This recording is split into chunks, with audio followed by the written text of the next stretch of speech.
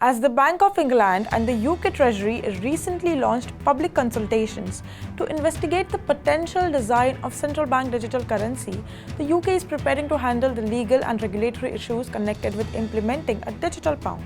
Finance and data law solicitors have emphasized the necessity for new legalization and regulatory changes to support the digital pound. According to legal experts interviewed by a news outlet, the lack of an existing legal framework for a CBDC necessitates the creation of new laws to establish its characteristics and operational parameters. The legal implications of a digital pound go beyond its basic structure. To guarantee a strong legal framework, issues such as ownership rights and measures would need to be addressed. Clarifying the legal position of token-based CBDCs is critical. The idea of lending CBDC tokens to commercial banks or depositing them into bank accounts raises concerns that must be thoroughly investigated. Speakers from the Central Bank of Saudi Arabia and the Central Bank of the UAE highlighted their CBDC plans and pilots during Corda Day Middle East, which was held on May 11, 2023 in Dubai, UAE. Both central banks are collaborating with R3 Corda on CBDC pilot programs, SAMA, in its Sandbox, and UAE Central Bank in their R&D center. According to R3, the event brought together financial service leaders, technologists, and Corda fans from all across the region and the world.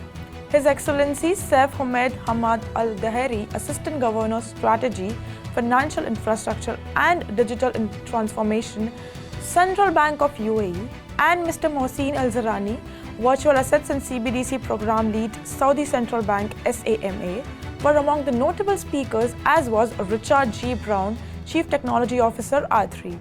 UAE is collaborating with R3 Corda on a prototype for the digital dirham, which is now being tested in the R&D Center. The New York Innovation Center of the Federal Reserve Bank of New York and the Monetary Authority of Singapore have released their findings of their joint project SEDA Phase 2 x UBIN Plus.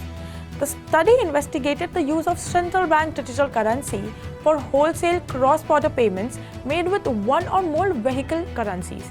A vehicle currency is a highly liquid currency that serves as a bridge between two less liquid currencies. The vehicle currency is transformed into the first low liquidity currency, which is subsequently turned into a second low liquidity currency. After considering the alternatives, the team decided to use hashed time lock smart contracts to bridge ledgers on different distributed ledger platforms in order to execute simulated cross-border cross-currency payments. It also employs an off-chain messaging channel. According to article, the approach might also operate on non-blockchain systems. In all test cases, the project achieved compatibility by utilizing hashed time clock contracts. Payments were settled atomically at a rate of 6.48 payments per second on average. End-to-end settlement took less than 30 seconds on average. In the upcoming segment, we will update you about the following news. The world's first Bitcoin tower said to be built in Dubai. Undeads Metaverse completes mint and generates $1 million in sales. BRS Media's .fm launches domain NFTs to showcase unique digital assets. Stay tuned.